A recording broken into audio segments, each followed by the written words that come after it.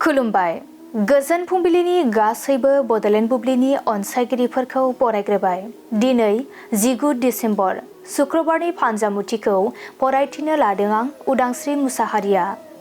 फान्जामुथिनि गिबियाव दं मेष राशि। नखरनि गेजेराव दावराव दावसि सोमजिनो हागौ, नखराव गोजोन गैयै जागोन। बृष राशि। गोबावनिफ्रायनो जानाय देहानि जेंनाया जोबस्रांगोन, गोसोखौ सान्थि मोनगोन। मिथुन राशि।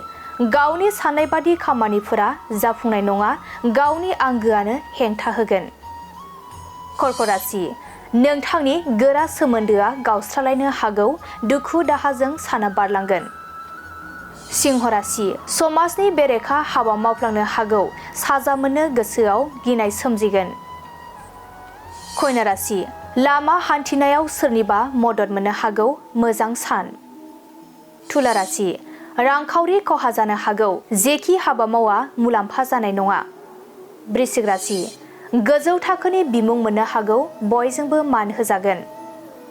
धनु राशि। नोंथाङा गावनि आंगोजोंनो थगायजानो हागौ, गोसोखौ जोबोरैनो दुखु मोनगोन।